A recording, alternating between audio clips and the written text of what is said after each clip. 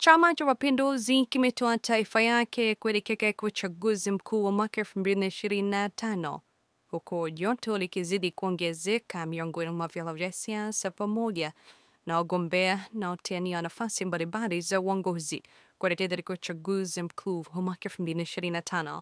Chama cha Mapinduzi kimetoa taarifa yake na kusema ya kwamba kusitishwa kwa mikutano inayohusisha wajumbe wa vikao vya uchujaji na uteuzi wa wagombea wa ubunge, wakilishi na udiwani. Chama cha Mapinduzi kinaendelea na maandalizi ya mchakato ndani ya uteuzi wa wanachama watakaojitokeza kwamba kugombea nafasi za ubunge, wakilishi na udiwani kwenye uchaguzi mkuu wa mwaka 2025 kupitia CCM.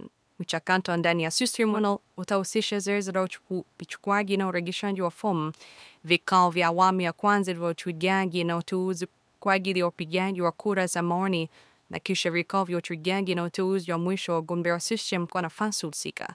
Na kwa kuzingatia hilo, CCM inasitisha mara moja ziara, mikutano, semina na kongamano yanahusisha wajumbe wa vikao vinavyopigia kura za maoni wagombea ngazi zote mpaka baada ya kura za maoni. Aidha, CCM inaendelea kusisitiza kuwa mwanachama yote anayetarajiwa kugombea au wakala wake kuepuka kufanya vitendo vyovyote vinavyoonekana dhahiri kuwa ni kinyume cha katiba, kanuni na miongozo ya chama chetu.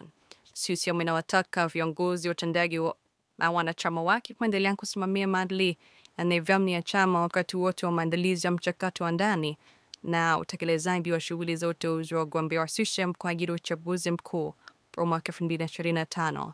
Ni wajibu wa kila mwanachama wa CCM kuendelea kuimarisha umoja na mshikamano ndani ya chama kwa kuzingatia vyema na imani kubwa kiliyopewa na Tanzania. Kilimo Chama cha Mapinduzi.